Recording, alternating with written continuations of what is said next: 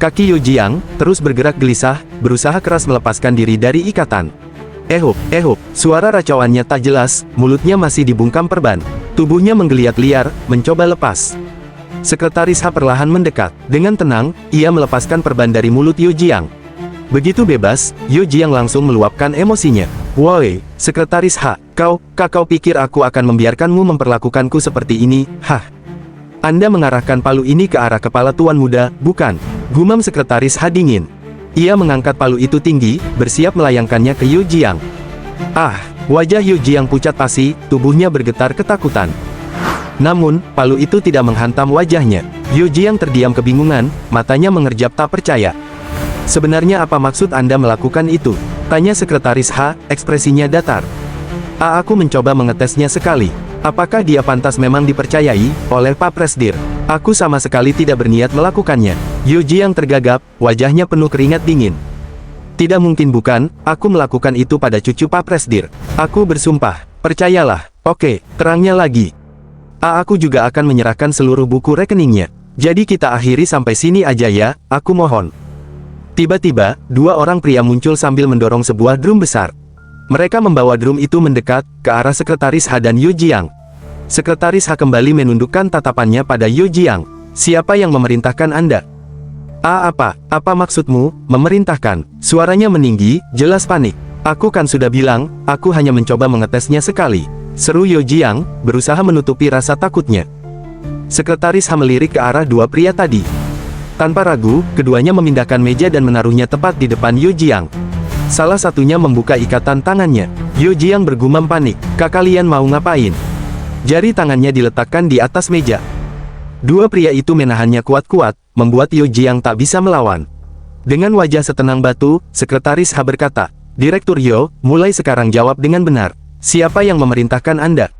Tidak ada, aku bilang bukan seperti itu. Mana ada seseorang yang memerintah?" teriak Yu Jiang. Kedua pria itu menekannya semakin keras.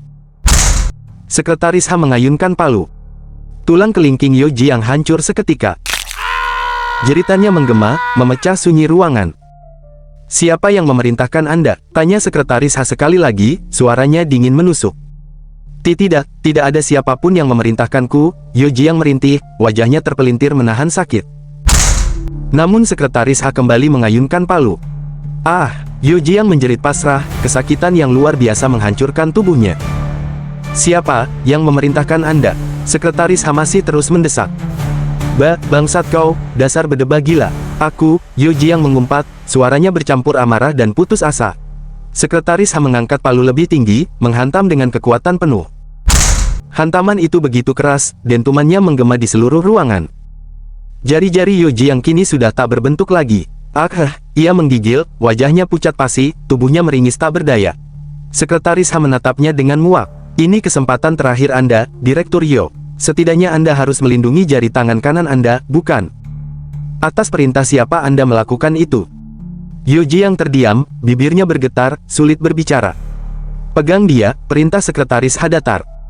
Akan ku katakan, aku mohon hentikan," teriak Yu Jiang histeris. "Chon Suman," jawabnya akhirnya dengan suara lirih.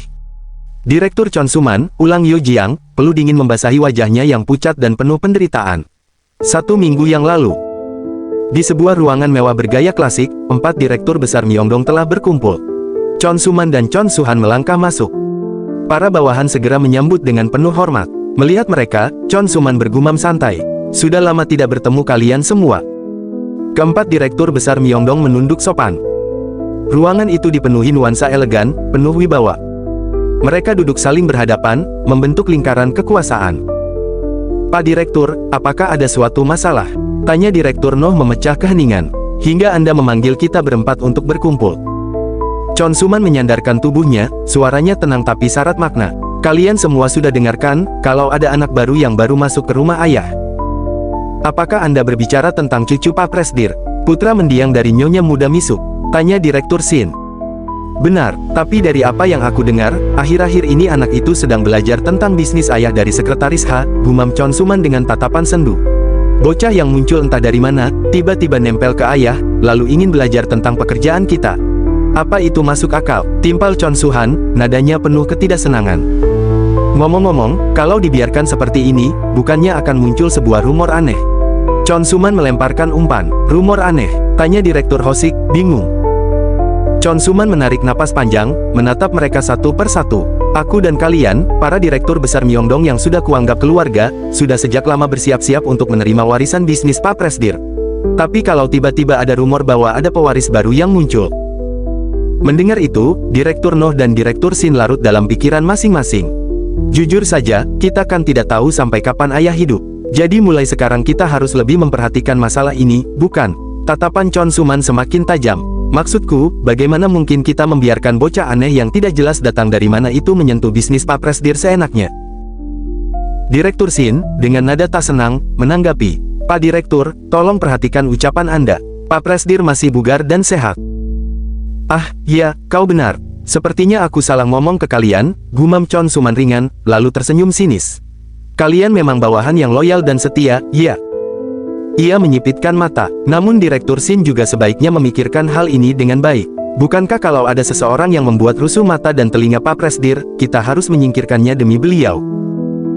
Ruangan kembali hening, tak seorang pun menjawab, semua sibuk dengan pikirannya sendiri. Direktur Kim Hosik akhirnya angkat suara. Tapi karena orang itu adalah cucu dari Pak Presdir, bukankah kami tidak bisa turut campur? Karena ini adalah masalah keluarga. Chon Suman menatapnya datar, sambil meneguk minumannya.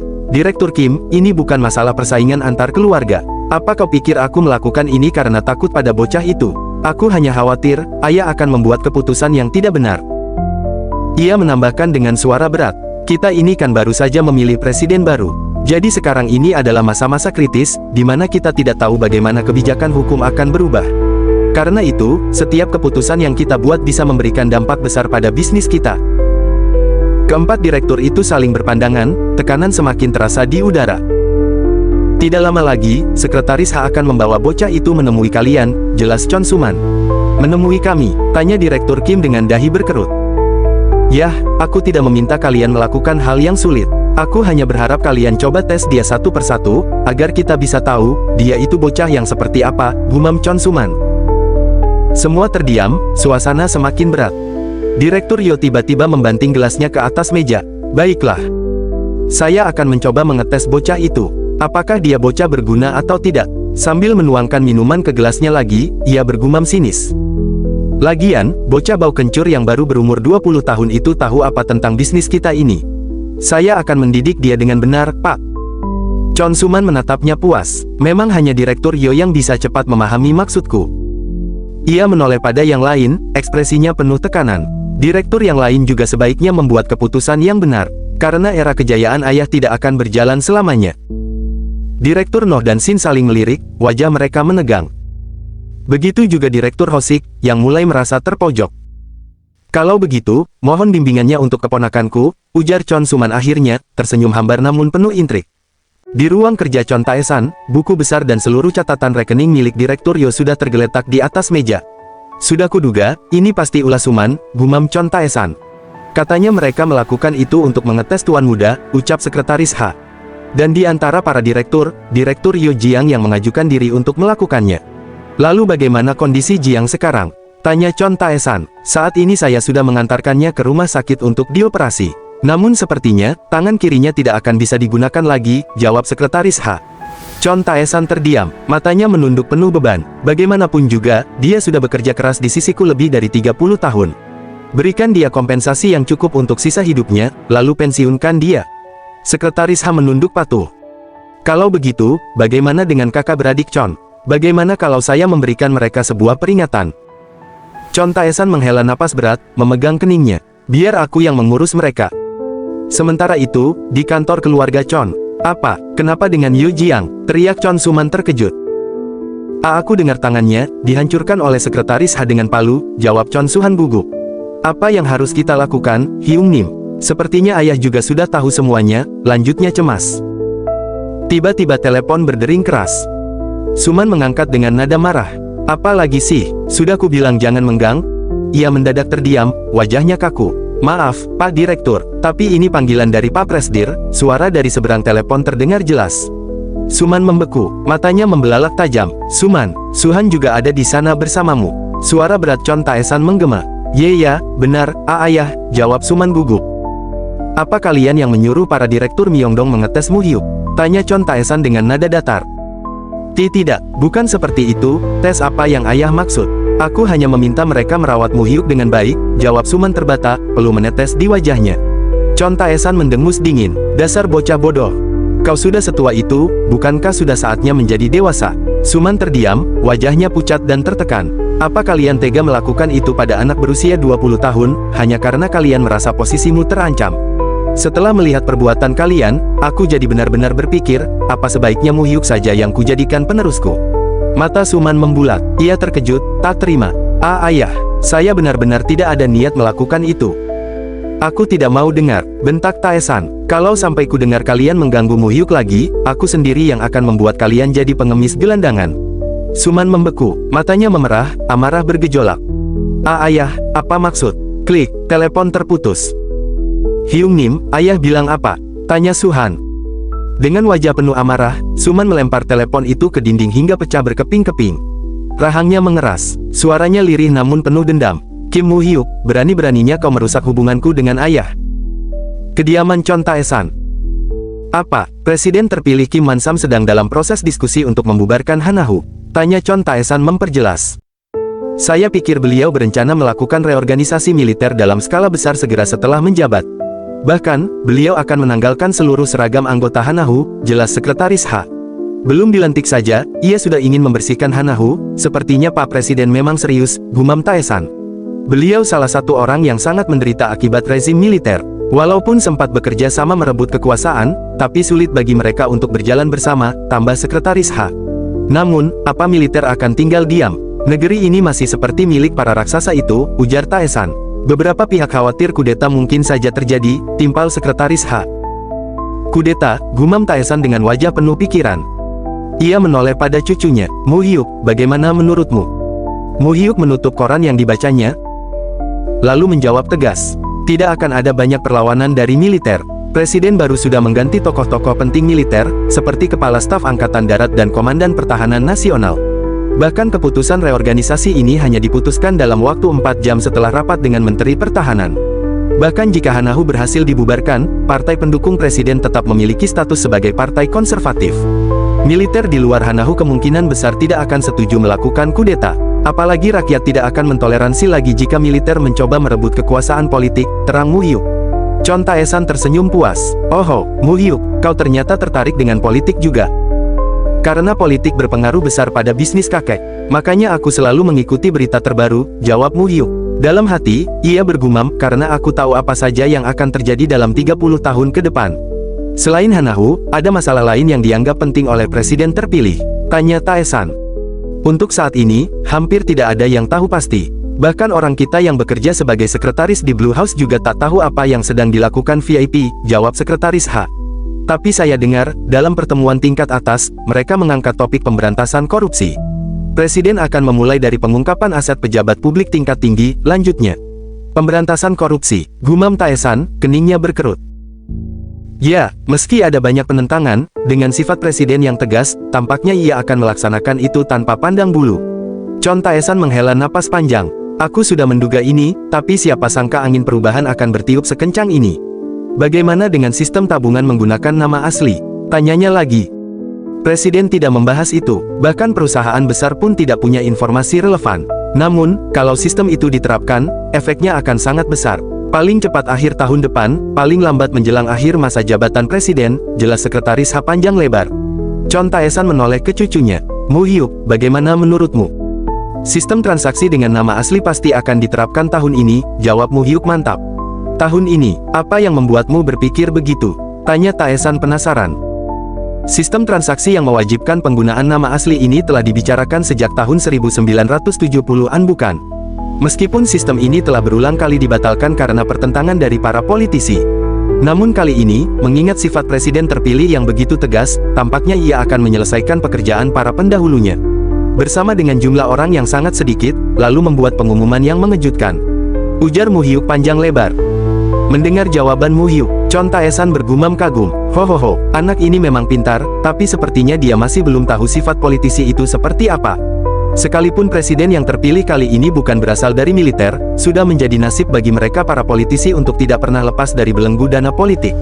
Kalau sistem transaksi yang mewajibkan penggunaan nama asli ditetapkan, dana rahasia yang mereka miliki pasti juga akan terbuang begitu saja. Apa kau pikir mereka mampu mengorbankan hal itu? Ini adalah sistem yang tidak mungkin berlaku dalam jangka pendek, ujar Chon Tae-san. Yang kakek katakan memang benar. Tapi untuk berjaga-jaga, menurutku kakek sebaiknya mulai merapikan kembali dana-dana yang kakek simpan dengan penggunaan nama palsu. Gumam Mu Hyuk mengingatkan. Kau tidak perlu khawatir, aku telah mempercayakan itu kepada orang-orang kepercayaanku. Gumam Chon Tae-san tenang.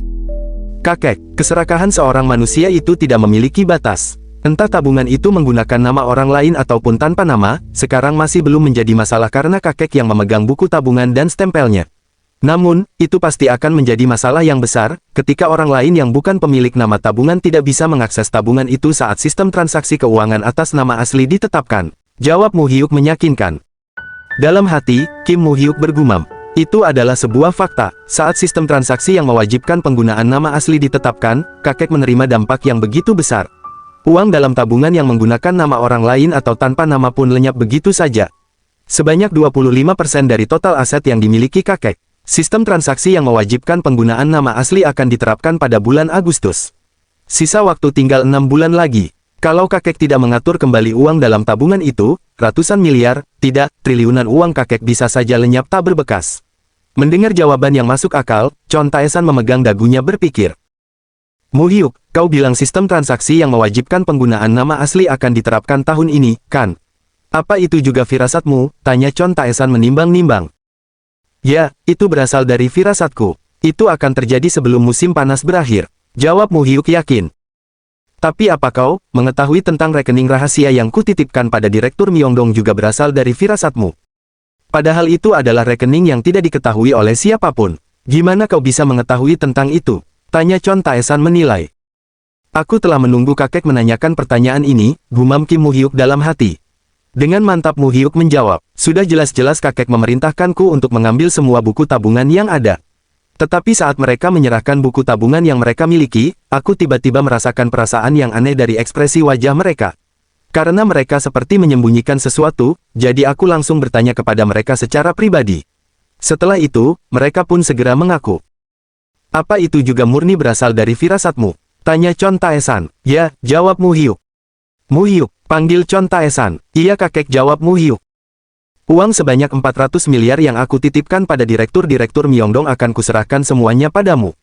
Itu adalah uang yang bisa saja hilang, kalau sistem transaksi yang mewajibkan penggunaan nama asli sungguh diterapkan seperti yang kau katakan. Karena bisa dibilang kaulah yang telah melindungi uang itu, maka akan kuserahkan uang itu kepadamu. Kau bisa menggunakan uang itu untuk keperluanmu. Tapi, jika kau kehilangan seluruh uang itu, maka aku tidak akan pernah memberikanmu uang lagi. Kau paham apa maksud perkataanku kan? Gumam Chon Tae-san. Baik kakek, aku tidak akan membiarkan adanya kesalahan. Jawab Mu Hyuk menunduk.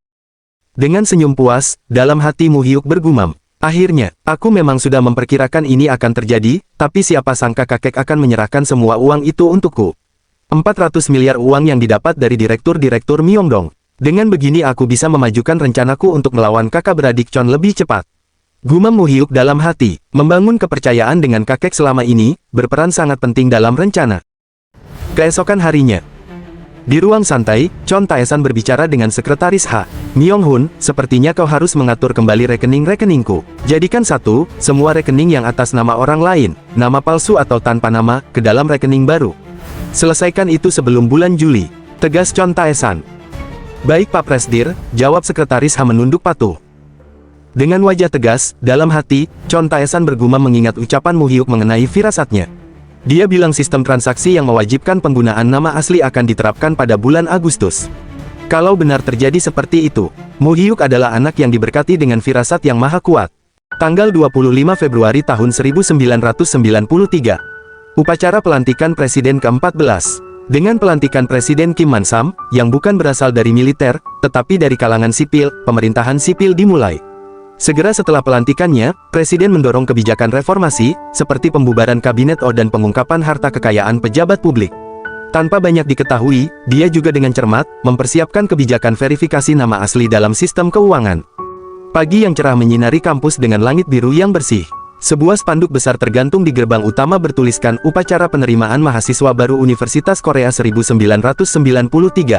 Para mahasiswa baru, dengan raut wajah penuh semangat, memasuki gerbang kampus yang megah.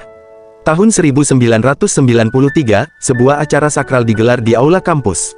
Seorang mahasiswa baru berdiri dengan penuh rasa gugup di hadapan rektor. Dengan sikap sopan, ia menundukkan badan sembari menerima hadiah dari sang rektor.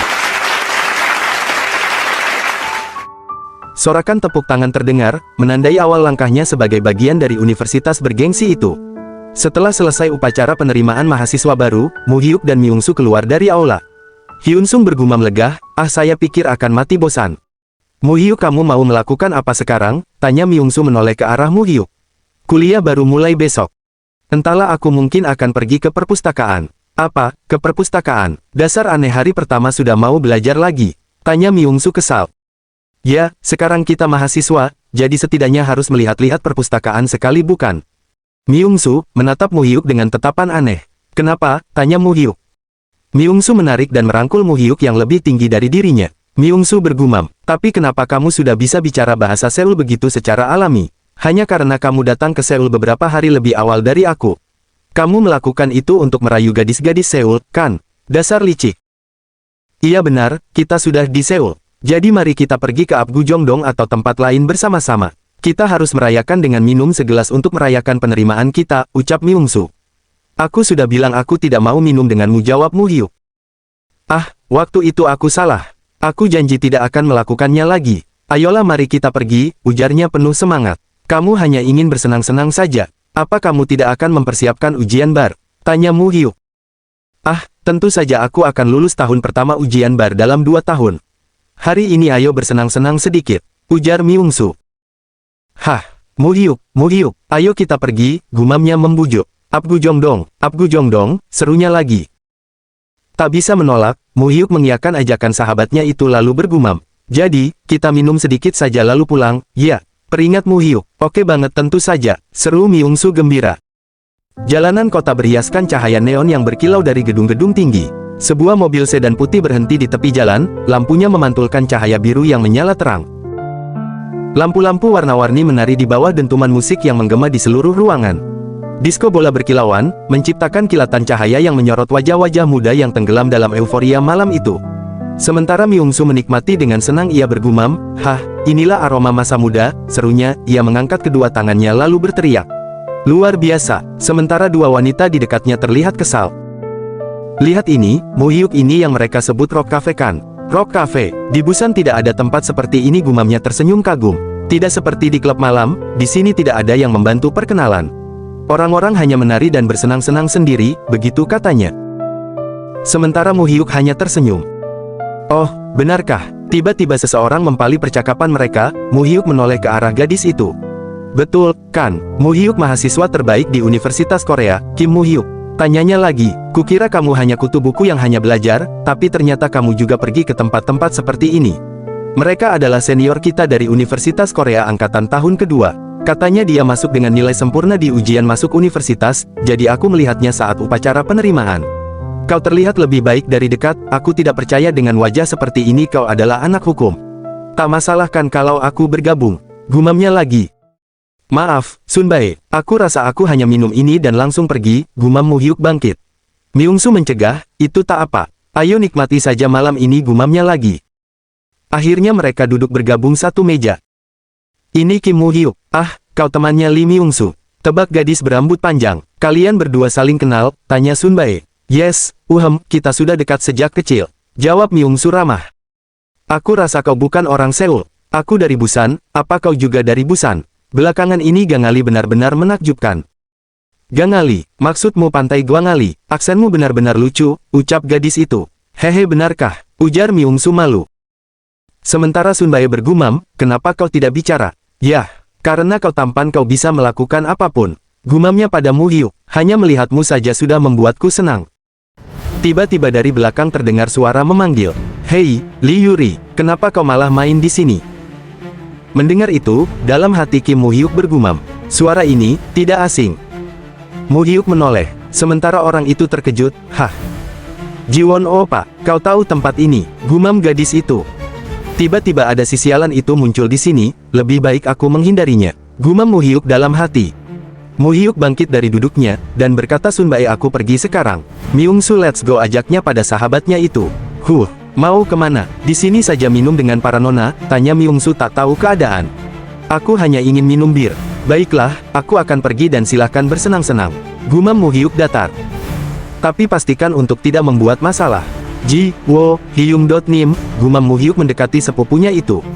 Hei, Kim Mu Hyuk, kamu mau kemana? Panggil Sun Bae. Sementara Ji Won Hyung-nim sudah sangat terlihat kesal. Hyung menarik tangan Sun Bae yang akan menyusul Mu Hyuk. Hei, kenapa kamu bermain dengan anak seperti itu? Menurunkan levelmu saja, biasanya kau selalu sok mahal. Gumam Chon Ji Won. Apa katamu? Apa hubungannya dengan opa terkait dengan siapa aku bermain? Sun Bae terlihat kesal. Lepaskan ini. Hah, sepertinya setiap kali minum alkohol, aku selalu terlibat dalam masalah seperti ini. Opa, kau gila, teriak Sun Bae, kau tidak segera melepaskan ini. Hyung berhenti, gumam Mu Hyuk memegang bahunya. Lepaskan brengsek, kau megang siapa? Chon Ji Won sejak kecil sering membuat masalah kecil dan besar. Dia benar-benar sering membuat kakeknya kesal. Hei, Chon Ji Won, aku juga malu mengenalmu, jadi aku ingin pura-pura tidak mengenalmu dan hidup seperti itu. Tapi seharusnya kamu tidak membuat masalah di tempat ada banyak orang seperti ini. Setiap kali membuat masalah, pada akhirnya kakek yang harus membereskannya. Orang gila ini, apa kau bilang? Kau? Hari ini mari kita lihat akhirnya bersamaku. Hei, anak-anak, teriak Ji Won marah. Kami sedang asik bermain-main, kenapa dipanggil? Siapa juga brengsek ini? Sudah kuduga ada sesuatu yang dia andalkan, gumam Mu Hyuk. Seekor kecoa kotor yang masuk ke dalam keluargaku, ucap Chon Ji Won. Ah, dia ini, kita cukup menginjak-injaknya saja kan? Kau yang membereskan sisanya, paham? Peringat berandalan itu. Jangan khawatir, kejadian ini tidak cuma sekali dua kali kan? Dasar menyedihkan. Myung-su, keluar dulu bersama para senior, ujar Mu Hyuk. Apa akan baik-baik saja? Apa kau lupa siapa aku? Tidak, maksudku apakah mereka akan baik-baik saja? Tunjuk Myung-su ke arah kelompok Chon Ji Won. Mendengar itu, anak buah Chon Ji Won berteriak marah, bangsat, ujarnya langsung menerjang Mu Hyuk. Sementara Mu Hyuk dengan gerakan cepat menghindar. Dengan tendangan kuat, Mu Hyuk bergumam, tidak baik-baik sajalah. Preman itu jatuh tersungkur di lantai. Sementara Mu Hyuk hanya tersenyum remeh. Dentuman musik masih menggema, tapi suasana mendadak tegang. Suasana di lantai dansa mendadak berubah. Pecahan botol berserakan di atas lantai kotak-kotak hitam putih, menandakan sebuah pertarungan sengit baru saja terjadi. Oh, gumam Chon Ji Won pucat, wajahnya penuh dengan ketakutan. Ketiga anak buahnya berbaring di lantai, meringis kesakitan. Ji Won Hyung, ujar Mu Hyuk mendekat. Jangan bermain preman dengan membawa para brengsek ini. Kau pikir kakek tidak akan tahu kalau kau seperti ini? Sudah saatnya untukmu menghentikan tingkah laku konyolmu juga. Chon Ji Won berkeringat dingin. Dalam hati Mu Hyuk bergumam, hah, ternyata anak tertua keluarga Chon adalah orang seperti ini. Kalau ada sesuatu seperti ini lagi sekali lagi, mau kau kakak sepupuku atau apapun, aku tidak akan diam saja, paham? Paham, aku paham. Gumam Chon Ji Won menunduk takut. Kakak saja yang membereskan sisanya. Dan tolong jangan menghubungiku, merepotkan saja. Gumam Mu Hyuk beranjak pergi. Karena kalau begitu aku harus menemuimu lagi. Sementara Jong Ji Won hanya terdiam, wajahnya berkerut kesal tak bisa melawan. Terlihat gedung megah menjulang, Hanguk University. Bangunan putih berlapis kaca itu berdiri kokoh, memantulkan cahaya mentari siang. Di dalam sebuah ruang kuliah yang tenang, deretan mahasiswa tampak duduk rapi menghadap ke depan. Apa kalian tahu apa isi pasal 1 ayat 1 konstitusi kita? Tanya dosen kepada para mahasiswa. Seorang murid mengangkat tangannya, lalu menjawab, Republik Korea adalah Republik Demokrasi. Bagus, bagaimana dengan pasal 1 ayat 2? Tanya dosen lagi. Murid tadi terdiam. Begitupun dengan yang lain. Kedaulatan Korea Selatan dipegang oleh rakyat, semua kekuasaan berasal dari rakyat. Ucap dosen memberitahu jawabannya. Jika kalian lulus kuliah dan lulus ujian yudisial, lalu menjadi jaksa, atau menjadi hakim. Tidak peduli dimanapun Anda berada, saat Anda berurusan dengan hukum, selalu ingat pasal dan ayat tersebut. Orang hukum yang melupakan itu bukanlah orang hukum. Tegas dosen mengingatkan, sementara para mahasiswa mendengar dengan seksama apa yang disampaikan oleh dosennya. Materi kuliah berakhir, di pintu ruangan, Myung-su memanggil, Mu Hyuk. Ujarnya mendekat, kau ingatkan ada janji dengan Hyun-sung malam ini. Tentu saja, sudah lama tidak melihatnya karena dia terlalu sibuk berolahraga. Kim Mu-hyuk, panggil seseorang dari belakang mereka. Kau Kim Mu-hyuk kan? Tanyanya lagi. Oh, cantiknya, gumam Myung-su kagum. Mu-hyuk siapa dia? Aku adalah Chon Ji-soo, kau tahu aku, kan? Melihat sosok wanita di depannya, dalam hati Mu-hyuk bergumam. Aku belum pernah bertemu dengannya di kehidupanku kali ini. Tapi ekspresinya familiar, dan tatapan mata itu. Dia adalah putri dari pamanku, Chon Suman, dan cucu dari presidir grup Samsung. Chon Ji-soo. Aku ingat dengan jelas tatapan wanita ini di kehidupanku sebelumnya. Dia selalu melihatku seperti melihat serangga. Melihat Mu-hyuk yang terdiam, Chon Ji-soo bertanya, apa kau ada waktu? Ada yang ingin ku bicarakan. Tatapan dan ekspresi Mu-hyuk tak terbaca. Maaf sebelumnya, aku hanya menyapamu seadanya. Sudah lama aku tidak menjenguk kakek. Aku dengar kau dapat nilai sempurna pada ujian masuk perguruan tinggi dan menjadi yang terbaik di Fakultas Hukum. Luar biasa, ujar Chon Ji-soo tersenyum ramah. Aku juga kuliah di sini jurusan administrasi bisnis. Apa yang ingin kau bicarakan? Aku ada janji dengan temanku, ucap Mu-hyuk tanpa basa-basi. Kasarnya, padahal kau adalah sepupu yang pertama kutemui hari ini. Belakangan ini, pamanku memberikan pelajaran yang amat berat untukku, dan karena kau merupakan salah satu keluarga pamanku membuatku waspada. Ah, aku juga dengar tentang itu. Ku dengar kau menekan semua bos Myeongdong. Aku menemuimu setelah mendengar kabar itu. Sementara Mu-hyuk hanya terdiam heran. Kim Mu-hyuk, mari kita bersekutu, ucap Chon Ji-soo, mengulurkan tangannya. Bersekutu, tanya Mu-hyuk bingung. Sebenarnya kita tidak perlu bermusuhan kan? Aku tidak tertarik dengan bisnis pinjaman kakek. Dan aku juga tidak peduli kau belajar bekerja dari kakek atau melakukan sesuatu di balik itu semua. Aku hanya peduli pada Samsung Group. Dalam hati Mu-hyuk bergumam, Samsung Group. Jadi itu tujuannya. Tujuanku Samsung Group, ulangnya lagi, jika Anda membantu saya, maka saya akan membantu Anda agar Anda bisa menjadi penerus kakek. Sebelum kau muncul, rencananya ayahku akan mewarisinya kepada Chon Ji-won. Tapi semua berubah. Kurasa ini akan menjadi pertempuranmu dengan kakakku. Jika kita bersekutu, dan aku memberikanmu informasi, bukankah kesempatanmu untuk menang akan meningkat? Memangnya kau pikir apa yang bisa dilakukan si brengsek Chon Ji-won? Kau melebih-lebihkannya karena dia kakakmu, kan? Ujar Mu-hyuk santai. Jangan remehkan dia, dia masihlah cucu tertua di keluarga Chon. Tidak peduli seberapa banyak kakek menyukaimu, kau masihlah dari pihak ibumu, sedangkan Chon Ji-won dialah cucu laki-laki tertua. Dan juga dengan dukungan Samsung Group, semua bisa terjadi, kan? Jika Anda lengah maka Anda akan kalah. Lalu, apa yang kau inginkan dariku? Jika kita adalah sekutu, bukankah seharusnya ada sesuatu yang saling dipertukarkan? Kalau kamu mewarisi posisi kakekmu, kamu hanya perlu mendukungku dengan saham Samsung, yang dimiliki oleh kakek. Tapi aku tidak mengerti, kalau Chon Ji-won menjadi pewaris. Kamu bisa meminta dukungan saat itu juga, kan? Bagaimanapun juga dia keluarga sedarah. Bukankah dia akan membantu? Tanya Mu-hyuk. Chon Ji-won. Chon Ji-soo tiba-tiba tertawa anggun. Kemudian dengan cepat ekspresi wajahnya berubah. Begitu dia menjadi pewaris kakek, dia mungkin akan berusaha menguasai seluruh Samsung. Dia orang rakus dan tamak, meskipun tidak memiliki kapasitas, jadi dia akan pasti melakukan hal seperti itu. Tapi meskipun aku mendukungmu, apakah kakak benar-benar bisa mengambil alih grup Samsung? Setahuku grup Samsung sudah menetapkan garis penerus mereka. Aku tidak berniat mengambil alih seluruh grup Samsung. Aku tidak seceroboh itu. Tapi setidaknya aku akan mendapatkan setengahnya. Itu adalah hak yang wajar bagi ibu kami, Seo Hye-kyung, yang merupakan putri tertua Samsung. Mendengar penjelasan Chon Ji-soo, dalam hati Mu-hyuk bergumam. Di kehidupan sebelumnya, Chon Ji-soo terjun ke dalam perang penerus, setelah ketua grup Samsung pingsan karena serangan jantung. Setelah pertarungan yang sengit, Chon Ji-soo berhasil menguasai sepertiga dari Samsung. Namun selama proses itu, grup Samsung mengalami kerusakan yang tidak bisa diperbaiki. Chon Ji-soo yang kukenal bukan wanita main-main. Dia adalah wanita yang akan menusukkan belati dari belakang kapan saja, demi mencapai tujuannya. Orang seperti itu sekarang, menawarkan kesepakatan kepadaku. Tapi ini agak tidak masuk akal ya. Apanya? Apakah ini tidak merugikan kakak terlalu banyak? Kakak hanya menerima janji dariku kan? Jika aku tidak menjadi pewaris kakek, kakak tidak akan mendapatkan apapun. Dan meski aku berhasil, jika aku mengkhianati kakak, semua itu tidak ada artinya, kan? Benar, ini adalah kesepakatan yang merugikanku. Tapi aku rasa aku tidak akan bisa melihat Chon Ji-won menguasai harta kakek. Orang itu sudah terbiasa mengambil semua sejak kecil. Daripada melihat orang itu menguasai semuanya, lebih baik jika orang lain yang mengambilnya. Mendengar itu, Mu-hyuk tersenyum smir. Baiklah, aku akan mempertimbangkannya, Kak Jisoo. Baiklah, tapi berikan jawaban secepatnya. Kalau kau menolaknya, aku harus mencari cara lain. Kau mengerti kan? Mu Hyuk keluar dari mobil Jisoo.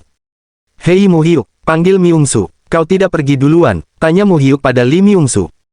Dengan wajah ditekuk, Myung-soo bertanya, siapa wanita itu? Dia sangat cantik. Kenapa wanita cantik selalu berurusan denganmu? Dunia yang buruk, gumam Myung-soo sendu. Dia adalah sepupuku, aku juga baru hari ini bertemu dengannya. Sepupu, tanya Myung-soo. Myung-soo memegang kedua pipinya kagum. Aduhai kakak ipar, gumamnya memeluk Mu Hyuk. Bagaimana mungkin selama ini aku tidak mengenali kakak ipar? Minggir sana, ujar Mu Hyuk tak nyaman. Chon Jisoo, gumam Mu Hyuk dalam hati. Bagaimana mungkin dia menawarkan kerjasama padaku, padahal di kehidupanku sebelumnya dia tidak menganggapku manusia. Tapi kesepakatan ini sangat menguntungkan bagiku. Apakah ini kesepakatan yang baru? Ataukah ini jebakan berbahaya? Gumam Mu Hyuk menerka-nerka. Di kediaman Chon Tae-san. Gimana kelas kuliah pertamamu? Apa itu menyenangkan? Tanya Chon Tae-san. Aku kemarin juga sempat bertemu dengan Jisoo Nuna. Jisoo, gumam Chon Tae-san. Bagus, kau kan tidak punya saudara kandung, setidaknya berhubungan dekatlah dengan saudara sepupumu, gumam Chon Tae-san lalu menyesap tehnya. Baik, aku sudah sering menghubungi dan bertemu dengannya, ucap Mu Hyuk tersenyum, sementara dalam hati ia bergumam, agar aku bisa mendapatkan warisan kakek dan Jisoo Nuna bisa menguasai Samsung. Ya jadi ada masalah apa, kau langsung ingin bertemu denganku begitu sampai rumah? Ini tentang rekening rahasia senilai 400 miliar yang kakek percayakan padaku. Aku sudah memindahkan semua itu ke luar negeri. Luar negeri? Tanya Chon Tae-san heran. Ya, karena aku tidak berencana menggunakan uang itu dalam waktu dekat, aku ingin menginvestasikan itu ke luar negeri. Ho, investasi kau bilang, kau percaya diri. Tapi kau ingat apa yang aku katakan saat mempercayakan rekening itu kepadamu kan? Gumam Chon Tae-san tegas. Tentu, kalau itu bisa saja jadi uang terakhir yang kakek berikan padaku. Gumam Mu Hyuk. Padahal kalau kau mengolahnya di dalam negeri untuk mempertahankan nilainya saat ini itu sudah cukup bagus. Ujar Chon Tae-san, apa memang harus kau pindahkan ke luar negeri? Tanya Chon Tae-san.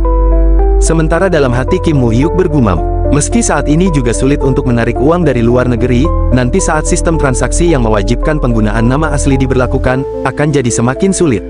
Tapi kalau dengan kuasa kakek, hal itu mungkin untuk dilakukan sekarang. Menurutku pemerintah akan terus menerapkan kebijakan yang merugikan kakek, termasuk sistem transaksi yang mewajibkan penggunaan nama asli. Gumam Mu Hyuk. Meskipun kakek tidak menjadi targetnya, karena kakek merupakan seorang pelaku kunci dalam ekonomi bawah tanah, kakek akan menderita kerugian yang paling besar. Jadi menurutku perlu untuk memindahkan dana ini ke luar negeri terlebih dahulu. Kalau memanfaatkan perusahaan-perusahaan besar yang meminjam uang dari kakek, memindahkan uang 400 miliar ke luar negeri pasti tidak menjadi masalah yang besar bukan? Ucap Mu Hyuk tenang. Iya, memindahkan uang itu urusan yang mudah. Tapi aku masih tidak paham apa alasanmu harus melakukan itu. Ujar Chon Tae-san memegang dagunya berpikir. Kau memindahkan uang ke luar negeri hanya karena kebijakan yang bahkan belum berlaku. Bukannya kau terlalu tergesa-gesa? Tanya Chon Tae-san. Karena kakek sudah menyerahkan uang itu kepadaku, jadi percayalah pada keputusanku dan bantu aku. Kakek, Mu Hyuk meyakinkan kakeknya. Sementara Chon Tae-san hanya terdiam. Dalam hati, Mu Hyuk bergumam, mungkin ini tidak tahu malu, tapi dalam kasus seperti ini, cara terbaik adalah bersikap dengan jujur. Aku tidak bisa meyakinkan kakek dengan memberitahu semua hal yang akan terjadi di masa depan. Tiba-tiba Chon Tae-san tertawa terbahak-bahak. Paman-pamanmu saja tidak pernah bisa berbicara dengan benar kepadaku dan hanya bisa menciut saja. Aku tidak tahu kau itu sebenarnya tidak kenal takut atau bernyali besar, gumam Chon Tae-san. Berkatmu akhir-akhir ini aku jadi sering tertawa. Ya sudah, kau hanya perlu memindahkan uangnya saja kan? Setelah memindahkan uang 400 miliar itu ke rekening Amerika, selama 7 tahun ke depan, aku harap kakek tidak bertanya kepadaku tentang uang itu hingga tahun 2000. Ho, kau menyuruhku untuk tidak penasaran dan tidak bertanya tentang uangku 400 miliar yang kau investasikan selama 7 tahun. Tanya Chon Tae-san. Ya, jawab Mu Hyuk yakin, tapi aku jamin uang 400 miliar itu tidak akan hilang dari tanganku. Ya udah, oke, coba saja lakukan seperti itu. Sekretaris H akan memindahkan uang itu ke Amerika tanpa ada masalah. Tapi kalau kau sampai kehilangan uang itu, aku tidak akan memberikanmu kesempatan kedua. Paham? Gumam Chon Tae-san tegas. Baik, kakek, aku akan mengingat itu. Dalam hati Mu Hyuk bergumam, aku memerlukan ini sekarang juga untuk melawan Chon Suman dan Chon Suhan di masa depan. Kalau aku menyimpan uang itu di dalam negeri, mereka pasti akan menggangguku. Tapi mengurusi semua investasi dana sebanyak 400 miliar akan menjadi pekerjaan yang merepotkan untukku. Aku perlu seseorang untuk menggantikanku melakukan pekerjaan itu. Aku tahu siapa orang yang cocok untuk itu. Investor semut super, pemburu perusahaan investasi luar negeri. Ia adalah orang asing berambut hitam yang menyapu pasar saham Korea pada akhir tahun 1990-an. Namun saat itu, ia hanyalah seorang investor semut yang juga mengalami masa-masa sulit akibat serangkaian kegagalan investasi bahkan kecelakaan. Meskipun dalam situasi seperti itu dalam 10 tahun dia menghasilkan keuntungan sebanyak ratusan miliar. Dewa saham, Han Kyong-yang. Mu Hyuk berdiri menatap sebuah bangunan motel sederhana dengan papan merah bertuliskan huruf Korea. Sebuah tempat singgah di tengah kota, berdiri tenang di antara bangunan lain. Apa di sini tempatnya? Gumam Mu Hyuk, melihat alamat yang ada di tangannya. Orang ini memiliki banyak hutang ke rentenir. Mu Hyuk mengingat ucapan sekretaris H ketika ia meminta alamat ini. Oleh karena itu, saya bisa menemukannya dengan mudah. Tapi untuk apa orang seperti ini? Gumam sekretaris H bingung. Mu Hyuk perlahan melangkah masuk ke dalam bangunan sederhana itu. Saya mencari seseorang, gumam Mu Hyuk. Apa di sini ada orang yang bernama Han Kyong-yang? Kau polisi, tanya ibu itu. Maaf, mana ada orang yang menulis namanya dengan benar di tempat yang seperti ini? Aku nggak tahu apa-apa tentang nama itu, jawab ibu yang ada di dalam. Kalau begitu, di antara pria berumur 20-an gumam Mu Hyuk lagi. Apakah ada yang menginap lama di sini? Entahlah, ada nggak ya, pemuda yang seperti itu? Mu Hyuk menyerahkan beberapa lembar uang. Sekarang aku tiba-tiba ingat, ujar ibu resepsionis. Namanya nggak tahu, tapi ada satu pemuda yang seperti itu. Gumamnya tersenyum senang. Nomor kamarnya. Tiba-tiba, seorang pria berjalan keluar. Itu, dia orangnya, tunjuk ibu itu. Mu Hyuk langsung menoleh ke arah yang dimaksud. Sementara orang yang ditunjuk itu berhenti kaget, wajahnya terlihat khawatir. Dia langsung berlari kembali masuk ke dalam. Melihat itu, Mu Hyuk langsung mengejarnya, dan bergumam. Permisi, Han Kyong-yang, Han Kyong-yang si, panggil Mu Hyuk lagi. Tunggu, mari bicara sebentar. Mu Hyuk tiba di lantai atas. Tapi orang yang dicarinya sedang berusaha kabur. Han Kyong-yang, tunggu sebentar. Tolong jangan seperti itu. Saya di sini tidak datang untuk menagih uang. Mendengar itu, Han Kyong-yang kaget. Wajahnya penuh dengan keringat. Mari bicara sebentar, Han Kyong-yang si, ujar Mu Hyuk. Anda bukan dari perusahaan rentenir? Tanyanya gugup. Apa? Tanya Mu Hyuk kesal. Ya emang benar perusahaan renten. Han Kyong-yang berancang-ancang akan melompati tembok itu. Sementara Mu Hyuk berusaha menghentikannya. Tunggu, bukan gitu. Langit senja berwarna jingga menjadi latar, sementara tiang listrik menjulang di samping bangunan bata merah dengan papan bergambar api merah. Cahaya senja begitu indah di atas sana. Hampir aja aku lompat, ujar Han Kyong-yang kelelahan. Kalau tidak datang buat nagih uang, kenapa mengejar saya seperti itu? Saya kira Anda rentenir yang datang untuk membunuh saya. Melihat itu, dalam hati Mu Hyuk bergumam, dialah Han Kyong-yang, investor semut. Yang dipanggil sebagai dewa saham. Namun orang ini juga memiliki masa di mana ia dikejar-kejar oleh perusahaan rentenir. Ayo berdiri, mari kita berbicara setelah makan, ajak Mu Hyuk. Setibanya di restoran, menu sudah tertata rapi di atas meja. Han Kyong-yang dengan lahap memakan makanan itu. Makan pelan-pelan, nanti Anda bisa sakit perut, ujar Mu Hyuk sambil menuangkan air ke dalam gelas. Saya tidak tahu kapan saya terakhir kali makan daging. Saya tidak punya uang dan selalu dikejar-kejar oleh penagih hutang sehingga tidak bisa keluar mencari makan sesuka hati. Ujarnya dengan mulut yang masih penuh. Jadi, berapa uang yang Anda pinjam dari perusahaan rentenir? 5 juta won tapi sekarang sudah menjadi 25 juta won. Gara-gara bunganya terlalu tinggi, padahal saya berniat melunasinya setelah menggunakannya selama seminggu tapi saya akhirnya terlibat dalam jebakan sialan itu. Percayalah, kalau saja saya punya 10 juta won lagi saya pasti bisa menginjak-ninjak berdebah penipulator harga saham itu. Hutang 25 juta itu biar saya yang melunasinya. Setelah itu bekerjalah dengan saya, gumam Mu Hyuk tegas. Anda pasti berencana menipu saya ya, ujar Han Kyong-yang menghentikan makannya. Menipu? Tanya Mu Hyuk bingung.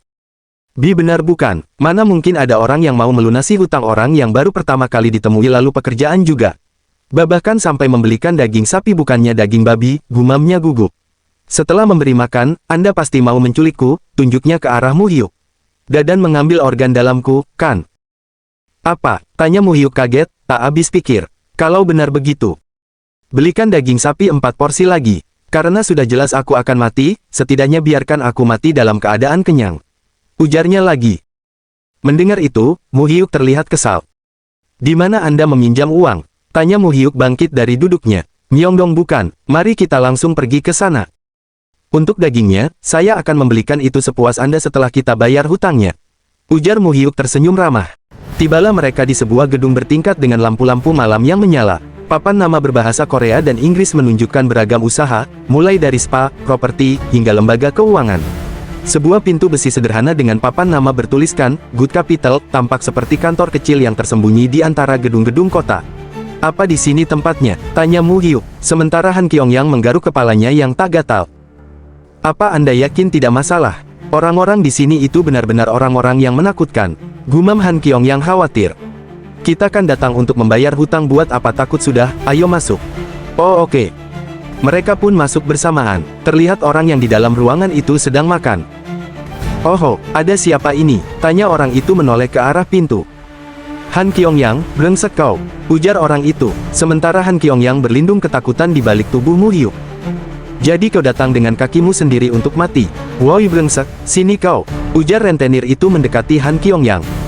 Rentenir ini mencoba menggapai tubuh Han Kyong-yang, namun tangannya ditahan oleh Mu Hyuk. Mu Hyuk melintirkan tangan rentenir itu, hingga meringis kesakitan. Bangsat apa ini, lepasin gak? Kami datang buat bayar hutang, jadi jangan ngajak ribut, paham? Cepat sana panggilkan bosmu. Ada apa ini ribut-ribut? Tanya seseorang melangkah masuk dari ruangannya. Oh, kau, Han Kyong-yang, tunjuk pria itu. Aigo, Han Kyong-yang si. Kau tahu tidak betapa rindunya kami, sampai mencarimu kemana-mana. Ujar pria itu lagi. Jadi, apa kau bawa uangnya? Tanyanya lagi. Aku yang akan menggantikan bayar hutangnya. Jadi berapa? Tanya Mu Hyuk tenang. Oh, gitu. Mari kita lihat. 6 bulan yang lalu, kau meminjam 5 juta dan bunga di mukanya adalah 30%. Lalu untuk bunga majemuknya ada bunga bulanan 22%. Dan bunga penunggakannya 12%. Ujar bos rentenir itu, membolak-balikkan buku catatannya. Nggak perlu sok-sokan lihat buku besar, katakan saja berapa yang kau butuhkan. Ujar Mu Hyuk datar. Aigo, si anak muda ini ternyata tahu cara mainnya ya. Cepat banget pahamnya, ujar pria itu tersenyum licik. Oke, udah termasuk keperluan ini dan itu, totalnya 50. Kita selesaikan ini cukup dengan 50 juta saja. Sementara Han Kyong-yang membuka mulutnya terkejut. Omong kosong apa itu? Beberapa hari yang lalu aja masih 25 juta. Mana ada pinjam 5 juta dalam kurun waktu setengah tahun, tiba-tiba jadi 10 kali lipat. Teriak Han Kyong-yang tak terima. Ada dong buktinya ini di sini. Semuanya itu sudah tertulis di kontraknya. Dasar pelanggan tidak tahu diri, ujar rentenir santai. Di atas bunga penunggakan, ada juga biaya operasional sebanyak 17 juta won buat keperluan menangkapmu. Terus gara-gara kau aku kena insomnia, jadi butuh biaya pengobatan sebanyak 8 juta won paskan, 50 juta. Ujarnya panjang lebar. Mendengar itu semua, dalam hati Kim Mu Hyuk bergumam, inilah dunia di mana sihir yang membuat hutang 5 juta menjadi 50 juta itu mungkin dilakukan. Tidak masuk akal, ini benar-benar penipuan, ujar Han Kyong-yang, masih tak terima. Menjebak orang yang sedang butuh duit dan berakhir menyedot habis seluruh hartanya, itulah dunia rentenir, lanjut Mu Hyuk dalam hati. Si brengsek ini, udah nggak punya duit bisanya kabur aja, berani-beraninya kau menatapku seperti itu. Ku gorok lehermu baru tahu rasa kau. Mendengar itu, Han Kyong-yang, berkeringat dingin, tubuhnya bergetar ketakutan, wajahnya pucat pasih. Apa 50 juta cukup? Tanya Mu Hyuk santai. Ya, kalau kau bisa membawakan uang 50 juta cash, surat hutang ini akan langsung ku sobek-sobek. Apa aku bisa menggunakan telepon yang ada di sini? Tanya Mu Hyuk. Kapanpun yang kau mau, ujar bos rentenir itu. Halo, sekretaris H ini Mu Hyuk. Bisakah Anda persiapkan uang 50 juta saja dan bawakan ke alamat yang akan ku beritahu? Ya, jawab seseorang di seberang telepon. Mu Hyuk menutup telepon itu lalu bergumam, tunggu 15 menit. Uangnya sebentar lagi akan datang. Gitukah? Satset juga kau. Ngomong-ngomong, ada hubungan apa kalian, sampai rela membayarkan hutang 50 juta dengan semudah itu? Apa kalian keluarga, teman? Tanya rentenir itu basa-basi. Kami baru bertemu hari ini, ujar Mu Hyuk datar, sementara rentenir itu menatap tak percaya. Karena ada pekerjaan yang perlu kami lakukan bersama, jadi aku membayarkan hutangnya. Ia masih muda, luar biasa juga kau, aku jadi suka nih sama kau, apa kau mau bekerja sama denganku? Aku masih seorang pelajar, gumam Mu Hyuk santai. Apa, pelajar, keke, kalau kau jadi pengangguran setelah lulus, kabari aku aja. Akan ku beri kau gaji yang besar. Dalam hati Kim Mu-hyuk bergumam, dia adalah rentenir yang sama sekali tidak ada di ingatanku. Mungkin dia adalah salah satu orang yang menghilang dalam diam setelah sistem transaksi keuangan dengan nama asli diberlakukan. Aku tidak tertarik, memang berapa yang bisa aku dapat di tempat sekecil upil gini. Gumam Mu-hyuk santai. Si brengsek ini berani-beraninya kau sombong. Gumam anak buah rentenir itu.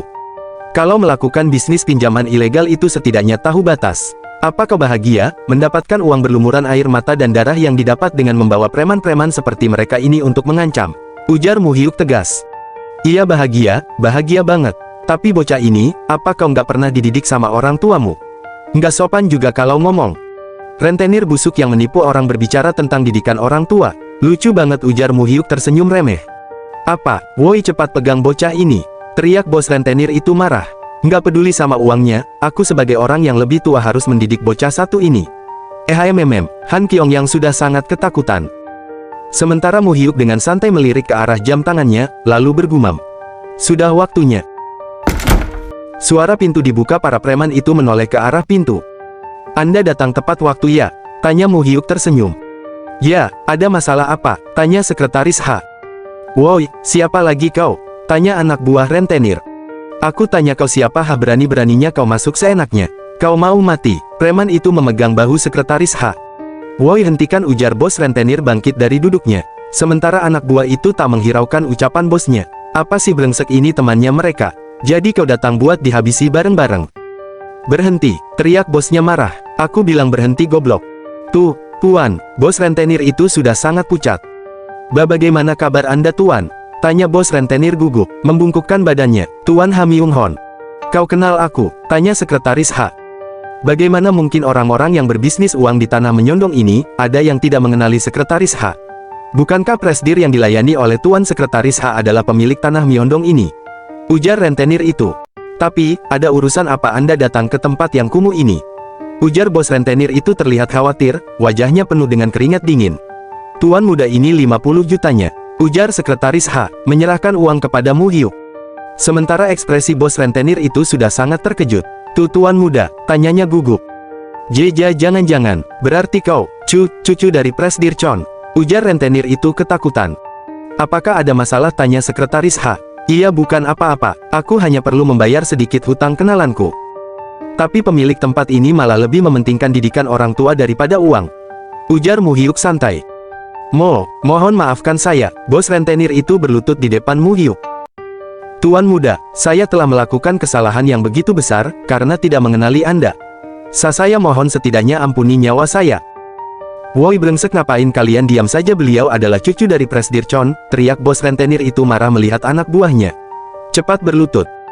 Kami bersalah, ujar mereka serentak. Berlutut, kami mohon maaf, tuan muda. Sementara Mu-hyuk hanya diam. Sedangkan Han Kyong-yang, wajahnya syok berat.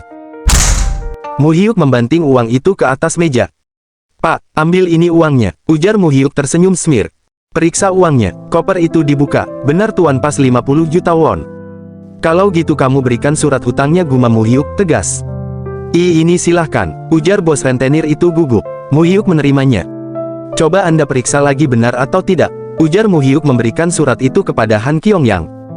Dengan tangan bergetar, Han Kyong-yang mengambil surat itu. Lalu melihatnya, dengan wajah yang penuh dengan keringat dingin. Han Kyong-yang langsung merobek surat itu dengan penuh emosi. Kertas itu dirobek kecil-kecil dan berserakan di lantai. Han Kyong-yang menghela napasnya panjang. Sekarang, hutang Han Kyong-yang sudah lunaskan. Ah, iya, tentu saja, semuanya sudah lunas.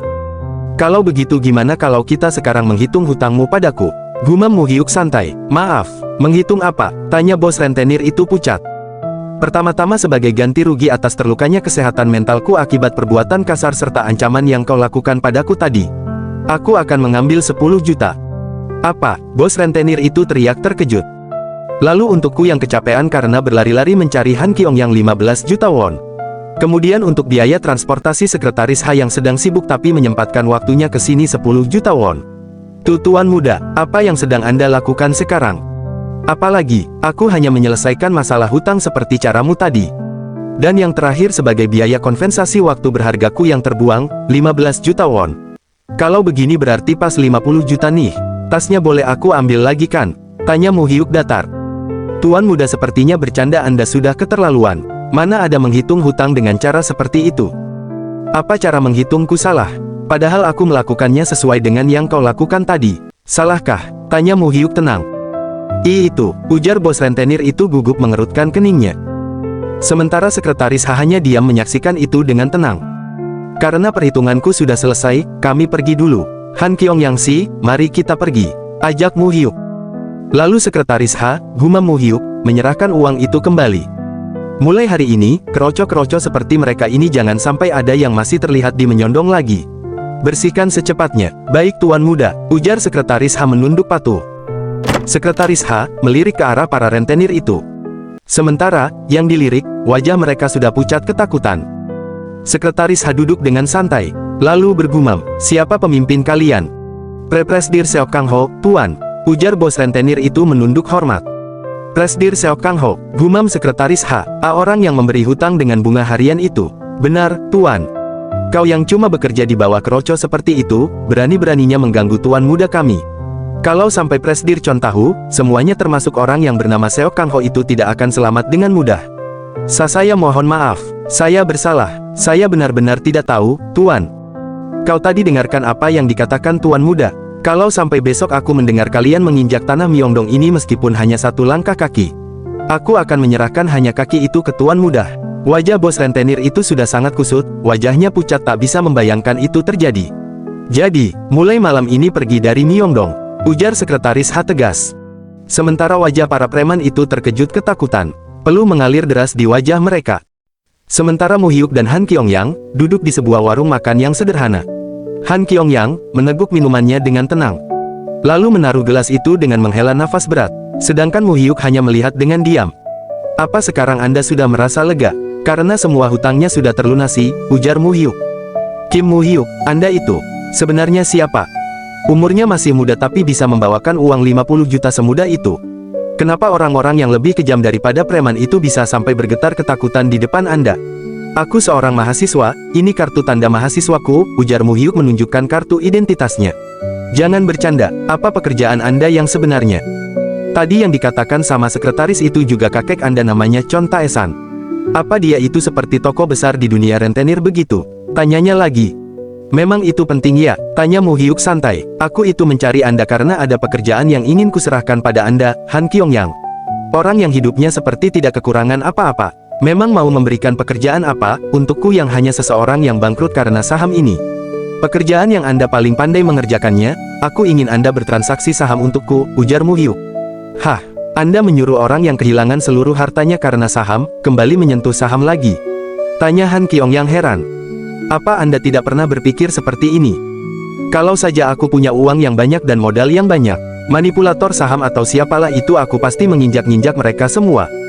Sudah jelas itu kalau saja aku punya uang, manipulator-manipulator bajingan itu sudah jadi makananku sehari-hari. Ujar Han Kyong-yang marah. Yang jadi masalah itu aku tidak punya uang. Buka ini, ujar Mu Hyuk mengeluarkan sebuah buku rekening. Untuk sekarang Anda bisa menggunakan ini sebagai pemanasan di pasar saham. Kalau Anda kehilangan ini semua pun tidak masalah. Han Kyong-yang memegang buku itu, lalu melihatnya. 100 juta, teriaknya tak percaya. Anda bisa menganggap ini sebagai uang DP atas persetujuan Anda untuk pekerjaan ini. Aku akan meminjamkan uangnya, Anda hanya perlu menunjukkan kemampuan Anda saja. Itulah syaratku, gumam Mu Hyuk tegas. Tapi, kalau ada item saham yang ingin aku investasikan Anda harus mengikuti pendapatku itu. Aku harap Anda bisa menjaga persyaratan itu. Sebenarnya Anda mempercayai apa sampai melakukan sejauh ini? Memang apa yang Anda ketahui tentang saya? Tanya Han Kyong-yang ragu. Bagaimana kalau saya membawa uang ini dan kabur ke luar negeri? Yah, tidak masalah, kalau Anda ingin melakukan itu. Apa? Tanya Han Kyong-yang heran. Tapi kalau Han Kyong-yang pergi ke luar negeri dengan membawa uang itu, pasti akan digunakan untuk saham juga kan?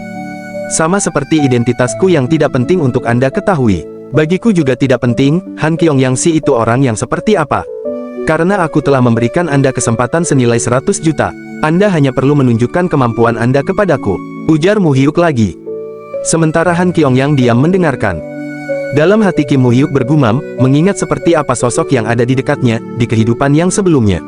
Han Kyongyang, di biografi Anda di masa depan, Anda mengatakan seperti ini. Jika saya ada yang memberikanku kesempatan di Korea. Jika saja pasar saham Korea adalah tempat di mana akal sehat dan aturan berlaku. Saya tidak akan datang ke Korea sebagai anjing pemburu modal asing. Akulah yang akan memberikan Anda kesempatan.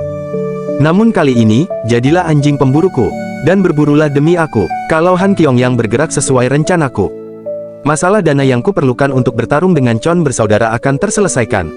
Selanjutnya aku perlu kekuatan fisik yang tidak segan bertarung untukku. Aku perlu perkumpulan gangster. Mu Hyuk meneguk minumannya. Apa Park Dong-su baik-baik saja ya di Busan? Gumam Mu Hyuk lagi. Di Busan. Sebuah ruangan mewah dengan sofa berwarna ungu dan meja marmer panjang di tengah. 4 pria tampak duduk melingkar, masing-masing dengan jas rapi. Cahaya ungu dari lampu memberi nuansa dramatis dan tegang, seakan sebuah keputusan besar akan dibuat. Pria berambut slick back dengan kumis tampak menunduk serius sambil menaruh gelas ke meja, ekspresinya penuh tekanan. Jadi kau ngajak kami semua buat ngabisin Park Dong-su terus wilayahnya. Kita bagi rata gitu. Walaupun Dong-su si bocah itu sudah hampir menguasai seluruh Bosan, bawahan langsungnya yang ada sekarang itu hanya beberapa. Ujar Byeon. Kebanyakan para petinggi gengnya itu udah pada ketangkap, jadi yang ada di dekat Dong-su sekarang hanya bawahan-bawahan keroconya. Para keroco itu tidak akan berani bertarung demi melindungi Dong-su. Yang perlu kita lakukan hanya masuk dengan cepat dan menangkap Dong-su terus selesai dah. Kalau begitu, setelah kita berhasil menangkap Park Dong-su, bagaimana cara kita membagi wilayah kekuasaannya?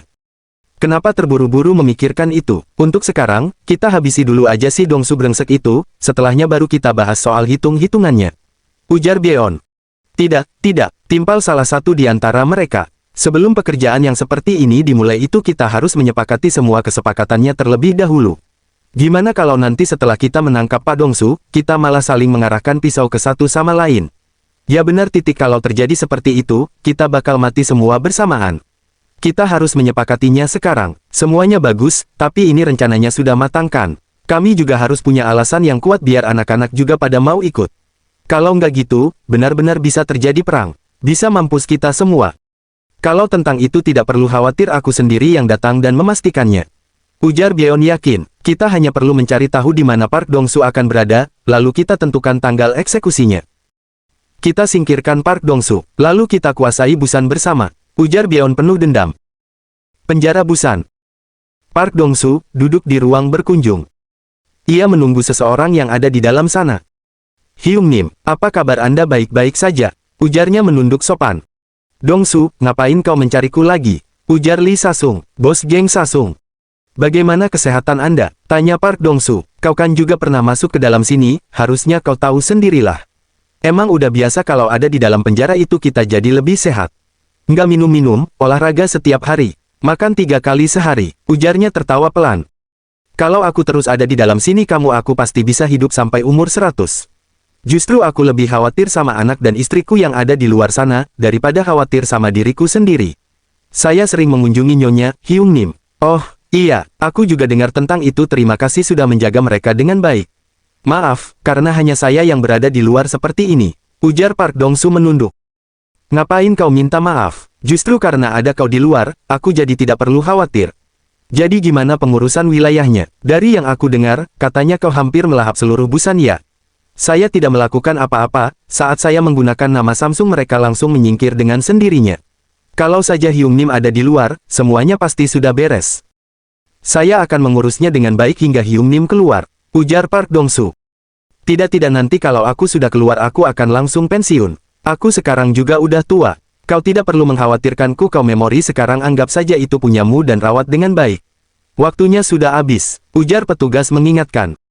Aigo kalau begitu aku pergi dulu. Senang bisa melihatmu setelah sekian lama. Ujar Sasung bangkit dari duduknya. Sampai jumpa lagi, Hyung Nim. Ujar Park Dong-su menunduk sopan. Tidak perlu sudah cukup kalau kau mengerjakan pekerjaanmu dengan baik tidak perlu mengunjungiku sering-sering. Dong-su, jaga kesehatanmu ya. Sementara Park Dong-su diam. Semoga Anda selalu diberkahi kesehatan. Hyung Nim, ujar Dong-su menunduk sopan. Mobil Park Dong-su melaju di jalan raya. Apakah kunjungannya berjalan dengan baik? Dia terlihat menua hanya setelah beberapa tahun, aku jadi merasa tidak enak. Sepertinya kalian berdua memiliki hubungan yang dekat. Waktu aku kecil, ayah dan ibuku kabur dan aku dititipkan kepada kakekku. Tapi waktu kakek meninggal tiba-tiba, kami bahkan tidak mengadakan upacara pemakaman karena kami miskin. Namun ternyata, di saat kakek masih muda, kakek pernah tinggal bersama dengan Sasung Hyungnim. Sasung Hyungnim pun, datang sambil menangis dan meminta maaf kepadaku karena terlambat mendapat kabar dan baru datang sekarang. Lalu aku bilang ke Hyungmin kalau aku akan berhenti sekolah sekarang juga dan aku ingin bekerja di bawahnya. Tapi dia menyuruhku untuk tetap melanjutkan sekolah dan memberiku uang 3 juta won. Saat itu uang 3 juta won adalah uang gajian para pekerja kantoran selama beberapa tahun. Lalu saat aku lulus, aku langsung pergi menemui Hyungnim. Kali ini dia memberikanku 10 juta won dan menyuruhku untuk kembali memikirkan lagi apa yang kuinginkan. Itu adalah saat di mana hadiah utama lotre sekitar 30 juta won. Tepat setelah 1 bulan aku kembali menemui Hyungnim dengan 10 juta won yang tidak aku sentuh sama sekali. Aku bilang kalau aku akan lebih bahagia bekerja di bawah Hyungnim daripada mendapatkan uang ini. Lalu Hyungnim berkata, "Hah, nih bocah beneran anjing gila ini. Ya udah oke."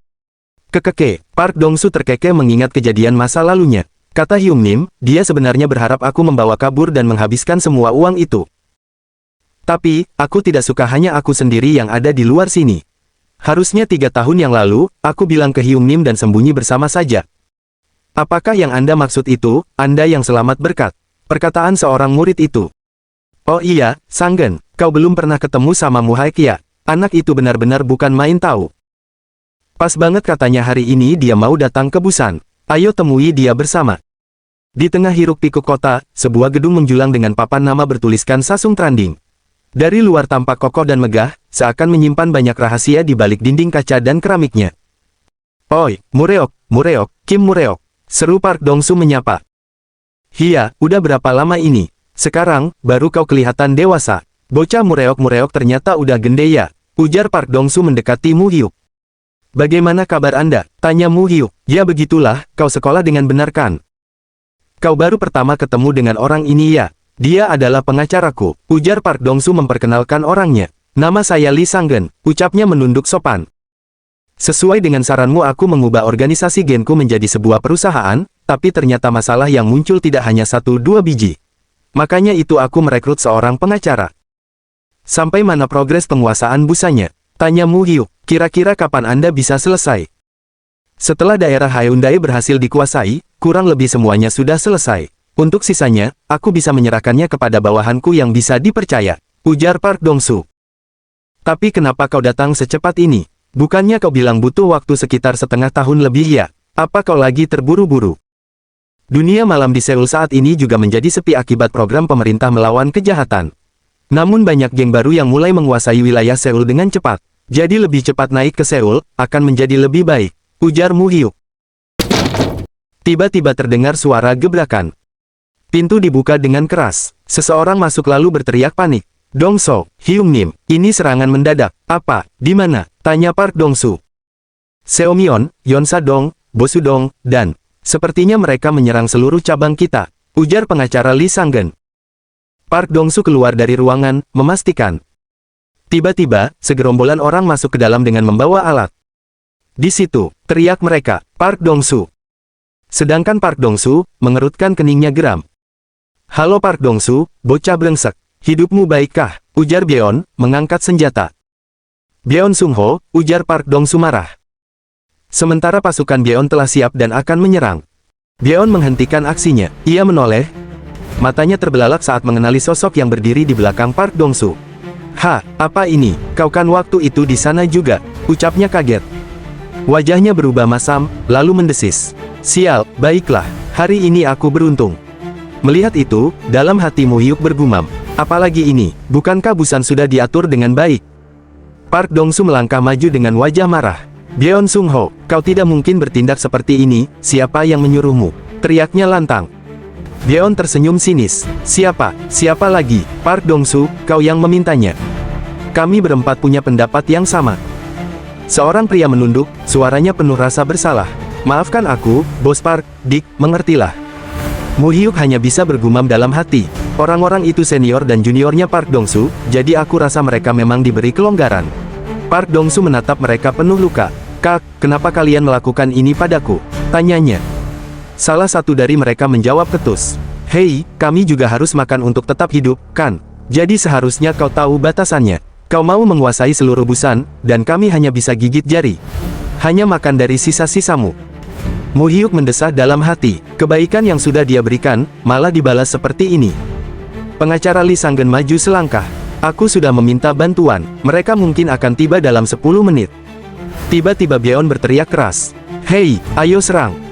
Paman Dongsu, bagaimana? Apa kau butuh bantuan? Ujar Mu Hyuk, menggaruk kepalanya yang tak gatal. Apa maksudmu? Tanya Park Dongsu, menoleh. Aku ini Park Dongsu dari geng Saseong, teriak Park Dongsu, menerjang lawannya. Park Dongsu dengan sigap menahan serangan. Menghajar lawan dengan gerakan cepat. Terlihat dari samping seseorang melayangkan tongkat ke arah Dongsu. Dengan cepat Dongsu meninju punggung belakang pria itu. Hingga jatuh tersungkur meringis kesakitan. Mereka pun terus bertarung. Seseorang menyerang pengacara Lee Sanggen. Dengan sekali lirikan, pengacara Lee Sanggen menyerang dengan pisau di tangannya. Suara pisau mengoyak tubuh lawan. Park Dongsu dan Lee Sanggen saling terjaga, dan dikelilingi oleh musuh. Di sela-sela ketegangan, Park Dongsu bergumam. Hei, pisau macam apa yang kau gunakan, pengacara? Apa kau memakainya untuk memotong sashimi? Kau kan bukan tukang jagal. Kau mempekerjakanku karena sudah tahu aku begini, bukan? Jika aku hanya seorang pengacara biasa yang hanya mampu menggunakan pulpen, apa kau akan tetap mempekerjakan? Ujar pengacara. Apa aku harus membayarmu lebih? Aku tidak menolak, ujar Lee Sanggen. Apa yang kalian lakukan, bajingan? Sorak Byeon marah. Cepat habisi. Singkirkan para bajingan itu dulu, nanti kita bicarakan lagi, ujar Park Dongsu. Oke, timpal pengacara Lee Sanggen. Keduanya saling bekerja sama menyerang para bedebah itu. Park Dongsu tanpa ampun menendang lawan. Sementara Sanggen memainkan pisaunya dengan lihai. Pisau Sanggen mengenai lengan lawannya, darah menyiprat begitu banyak. Lawan terjatuh meringis kesakitan. Sementara Park Dongsu dengan cekatan tinjuannya mengenai wajah lawan. Hanya sekali pukulan, para preman itu jatuh. Namun dari belakang seseorang memukul menggunakan tongkat, tepat mengenai Park Dongsu. Park Dongsu meringis kesakitan, darah mengucur dari kepalanya. Sementara pria berkumis itu terus melayangkan tongkat ke arah Park Dongsu. Dengan gerakan cepat, tinjuan kuat Park Dongsu tepat mengenai wajah bedebah itu. Dengan sekali pukulan, lawan jatuh terjungkal di lantai, meringis kesakitan. Tanpa ampun Park Dongsu melayangkan kakinya hendak menginjak pria itu. Dengan santai Park Dongsu menginjak lawan tepat mengenai di wajahnya. Senior panggil bawahan Park Dongsu, khawatir melihat Park Dongsu yang mengeluarkan banyak darah dari kepalanya. Sementara para preman itu masih mengelilingi mereka dan siap menyerang. Byeon dari belakang memegang pisau dan berteriak penuh dendam, Park Dongsu, kau bajingan. Ia menusukkan pisau itu tepat mengenai tubuh Park Dongsu. Park Dongsu terjatuh berbaring di lantai. Ia berusaha menahan tangan Byeon, agar tusukan itu tidak mengoyak bagian dalam tubuhnya. Bajingan, meskipun kau mati di tanganku, jangan merasa dirugikan. Kau kan sudah benar-benar mempermalukanku di hadapan orang-orang. Gumam Byeon senang. Semua salahmu, ujarnya lagi mencoba menusukkan pisau itu. Tiba-tiba tendangan yang begitu keras melayang tepat di kepala Byeon. Byeon terbanting keras ke lantai meringis kesakitan. Bapak, apa kau baik-baik saja? Tanya Mu Hyuk pada Park Dongsu. Benar-benar memalukan sekali, ujar Park Dongsu terkekeh. Kau bajingan. Baik, ujar Byeon, menggenggam pisau di tangannya. Aku akan menghantammu terlebih dahulu, teriak Byeon menerjang ke arah Mu Hyuk. Dengan santai Mu Hyuk menghindar, kesel karena pisaunya tidak mengenai Mu Hyuk. Byeon kembali berteriak, bajingan ini, dipikir-pikir semua karenamu. Karena kamu jadi begini, ujarnya terus menyerang Mu Hyuk. Matilah, teriaknya penuh dengan amarah, mengarahkan pisau ke tubuh Mu Hyuk. Dengan gerakan cepat dan akurat, Mu Hyuk menahan tangan Byeon, lalu melayangkan kepalan tangannya. Tinju keras Mu Hyuk tepat mengenai wajah Byeon, darah mengucur dari mulutnya. Tidak hanya itu, Mu Hyuk mematahkan tangan Byeon, sedang Byeon berteriak kesakitan. Lalu Mu Hyuk menendang aset berharga Byeon dengan keras. Wajah Byeon pucat, menahan ngilu. Teriak Byeon, ia jatuh terbungkuk merasakan kesakitan ngilu yang luar biasa. Bajingan, ini, kau pikir kau masih bisa hidup setelah melakukan ini, ujar Byeon mengancam. Dengan wajah datar, Mu Hyuk menarik kerah baju Byeon. Aku tidak akan tinggal diam. Aku akan memburumu sampai ujung dan pastinya akan membunuhmu, ujarnya lagi. Tapi, kamu siapa? Tanya Mu Hyuk santai, sambil melayangkan tinjunya.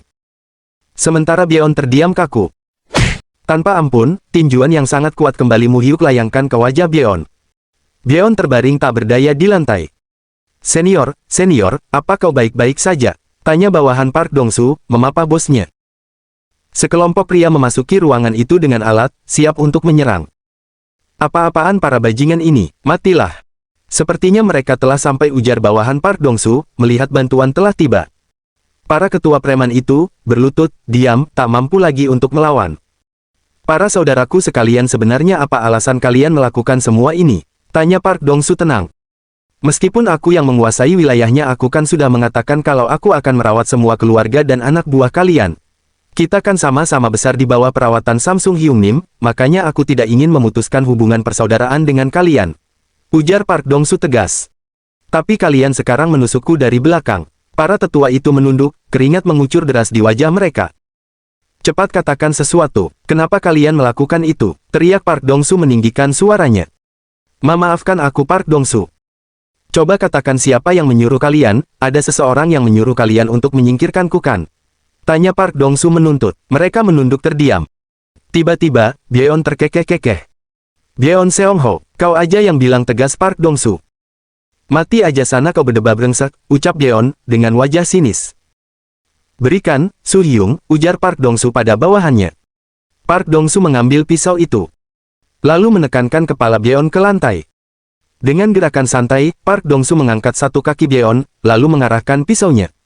Ini adalah balasan atas perbuatanmu, jangan terlalu membenciku, ujar Park Dong-su. Byeon berteriak panik, tunggu. Darah mengucur deras berhamburan kemana-mana.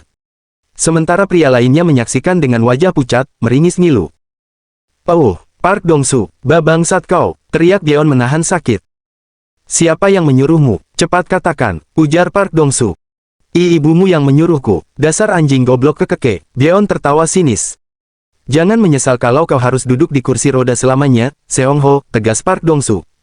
Tunggu, akan ku katakan, teriak Byeon panik. Sasung Hyung Nim, Byeon berteriak. Sasung Hyung Nim yang memberi perintah. Sasung Hyung Nim yang menyuruhku, seru Byeon lagi. Anak bangsat satu ini, masih berani ngomong kosong kau, teriak Park Dong-su geram. Kau bilang Sasung Hyung Nim yang menyuruhmu. Ngapain dia nyuruh kau gitu? Mana mungkin Hyung Nim melakukan itu padaku? Tanya Park Dong-su tak percaya. Itu benar kalau Sasung, Hyung Nim yang memerintahkan kami, ujar pria berkumis tebal. Kami menemui Sasung Hyung Nim untuk meminta izinnya. Kalau kami akan membereskanmu, dan Hyung Nim mengizinkannya. Mendengar itu, Park Dong-su terkejut. Keringat mengucur deras di wajahnya. Sasung Hyung Nim itu curiga sama kau goblok. Kok bisa cuma kau aja yang selamat, di saat semuanya ketangkap polisi? Dia curiga kalau kau menjual geng Sasung kita ke para polisi itu. Park Dong-su terdiam, dengan penuh amarah Park Dong-su kembali menyayat kaki Byeon. Wajah Byeon sudah sangat pucat, matanya membelalak tajam. Dengan penuh amarah, pisau itu menghujam kaki Byeon tanpa ampun. Byeon meraung kesakitan, memenuhi ruangan.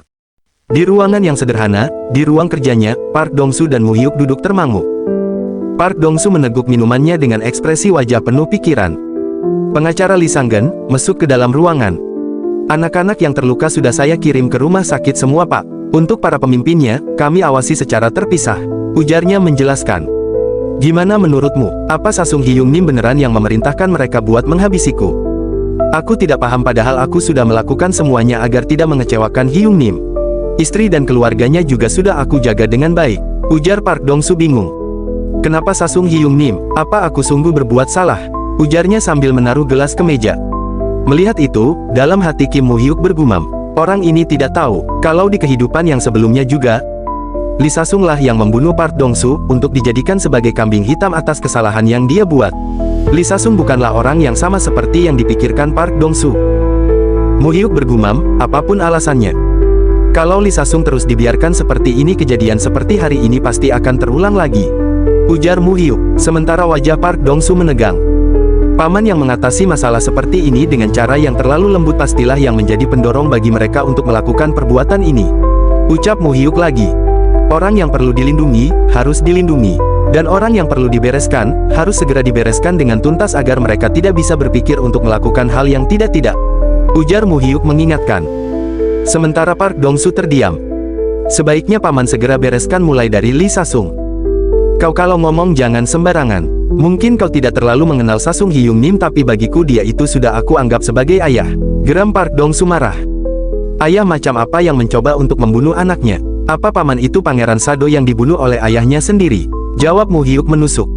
Apa sekarang itu masih zamannya preman dinilai dari loyalitasnya? Atau paman saja yang masih mabuk akan romantisme yang sudah ketinggalan zaman itu? Ucap Mu Hyuk tenang. Bukankah kebenaran yang terlihat jelas itu, yang paman anggap sebagai orang tua itu saat ini sedang mencoba untuk membunuh Anda? Bangunlah paman, hentikan mimpimu itu, ujar Mu Hyuk mengingatkan. Woi, teriak Park Dong-su bangkit dari duduknya. Park Dong-su meringis kesakitan, karena ia banyak bergerak mengakibatkan lukanya terbuka. Bos, panggil bawahan. Park Dong-su khawatir. Mu Hyuk bangkit dari duduknya lalu berkata, segera bereskan Lee Sasung. Kalau paman tidak melakukan itu, lupakan saja kerjasama yang kita rencanakan itu, ujar Mu Hyuk berbalik pergi. Woi, Kim Mu Hyuk, duduk lagi sini, kau akan pergi sekarang gitu aja, teriak Park Dong-su. Paman, gumam Mu Hyuk menghentikan langkahnya. Apa saya masih terlihat seperti anak kecil yang paman lihat saat di atap rumah sakit? Saya memberikan kesempatan kerjasama kepada paman ini itu dengan mempertaruhkan takdir masa depan saya. Tapi kalau paman masih ragu-ragu dalam mengatasi masalah yang semudah ini, saya jadi ikut meragukan keputusan saya itu. Kalau pada bulan Oktober paman masih belum membereskan Busan, maka saat itu, hubungan kita berakhir. Mu Hyuk membanting pintu ruangan itu dengan keras.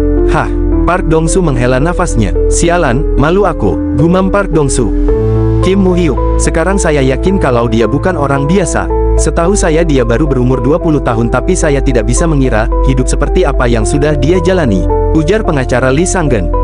Tuh kan, aku bilang juga apa, dia luar biasa kan, Park Dong-su terkekeh. Yang dikatakan Mu Hyuk benar, aku juga tahu kalau kita hanya menggunakan kekuatan dan bermain-main seperti preman saja, kita tidak akan bisa menghasilkan apapun. Menjaga loyalitas dan wibawa, itu hanya bisa dilakukan kalau punya uang. Kalau tidak ada uang, semua itu sama saja palsu. Pada akhirnya, dunia ini itu bergerak mengikuti uang kan? Ujar Park Dong-su merenungi. Apa Anda akan membereskan dia? Tanya pengacara Sang-geun. Sampai bersih, lalu, ujar Park Dong-su memegang kepalanya. Mari pergi ke Seoul, lanjut Park Dong-su dengan wajah datar.